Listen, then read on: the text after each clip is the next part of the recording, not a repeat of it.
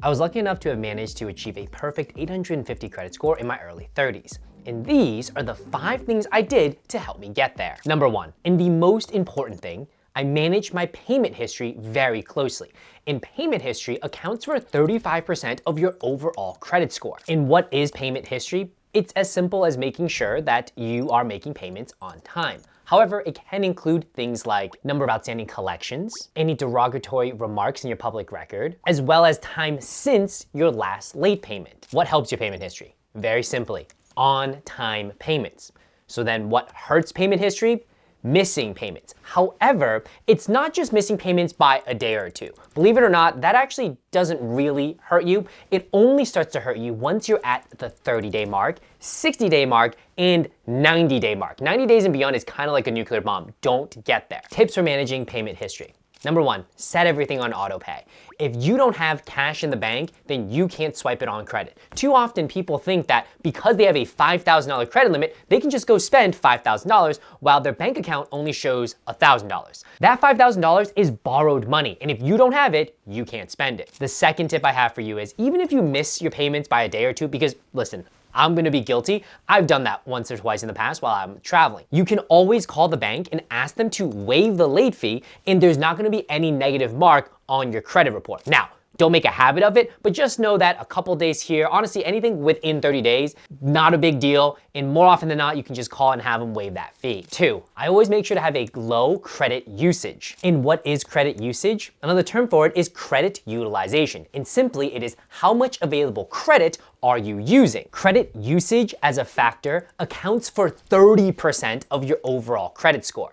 And credit usage simply is how much of the available credit given to you are you actually using? And to find it, all you need to do is take how much you've actually swiped across your credit cards and divide it by your total available credit. So let's say you have swiped $5,000 over a $10,000 credit limit. Well, that means your credit usage is 50%. What helps your credit usage? Keeping within 30% of overall utilization is good. Keeping under 20% is great. And as for what hurts usage, anything over 50%. That's a big red flag to all the card issuers that you're using a lot of your credit, and that's a little bit risky because why is John using 50, 60, 70, 80%? This is high risk and therefore we're gonna ding him and hurt his credit score. My biggest tip for keeping credit usage low is actually to pay 90 to 95% of your bill on the statement close date, not the due date. And the statement close date is typically 20 to 24 days before your due date. If you can do that, you can almost instantly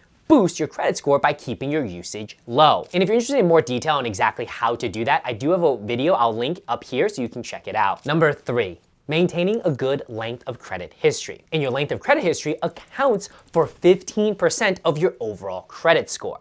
So what is it? This is one actually I see a lot of personal finance influencers fail to understand, and I really don't know why. So if you're able to understand this, you're probably better than 90, maybe even 95% of all the finance influencers out there.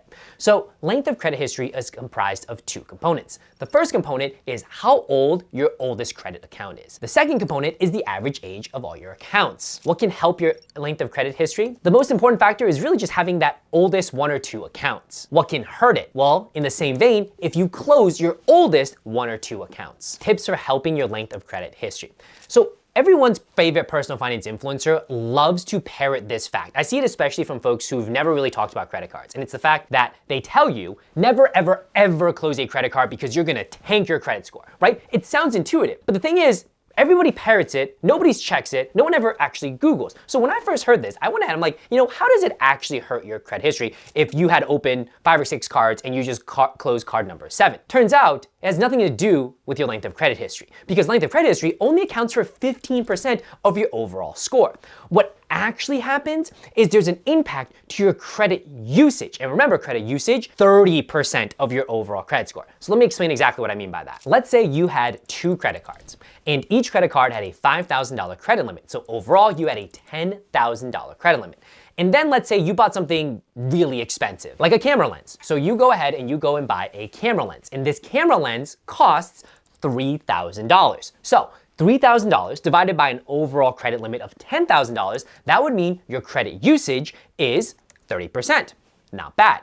Now let's say though, you closed one of those credit cards. Suddenly, this $3,000 charge divided by $5,000 is 60% utilization. That is where you immediately get hit and why your credit score suddenly drops when you close a credit card.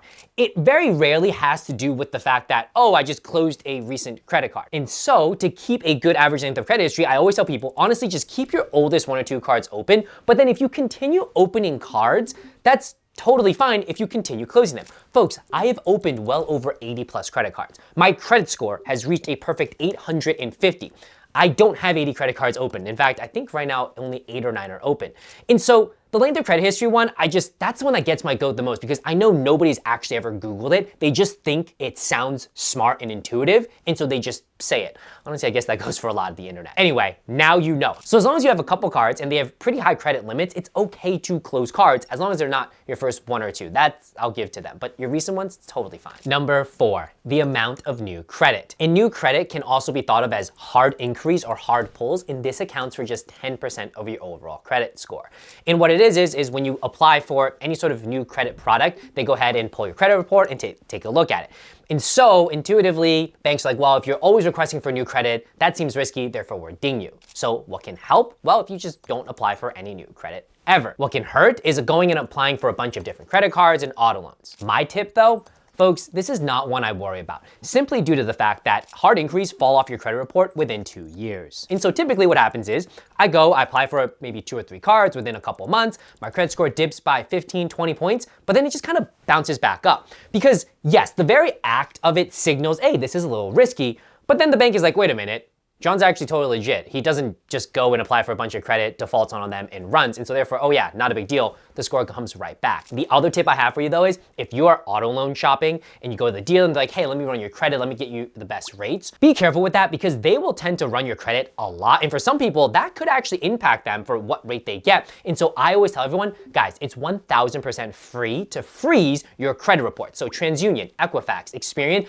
I keep everything frozen. It doesn't hurt my credit score. And then when I'm ready to apply for a credit card, apply for an auto loan, get a bank loan, I just unfreeze it so that they can pull it and then I freeze it again. Because why should anyone be able to just willy-nilly be able to pull my credit without my consent and knowing? And number 5, having a good credit mix. What is it? Simply having a mix of both revolving credit as well as installment-based credit. Revolving credit are things like credit cards, where the balance and how much you owe changes month to month. Installment-based are more like fixed loans, so think like an auto loan or a mortgage or a student loan. What can help credit mix? Well, simply having more than just one type. What can hurt it? Not having any credit or just one type. My tip here, don't stress too much about this. Do not go out and get an auto loan or a mortgage because you need different credit mix types. Now, if you only have somehow managed to get a mortgage but you don't have a credit card, maybe you can add that and that can help you, though that'd be pretty difficult in my opinion, but not impossible. Overall, not important because this only accounts for 10% of your overall credit score. And that's the video, folks. These are the 5 things I did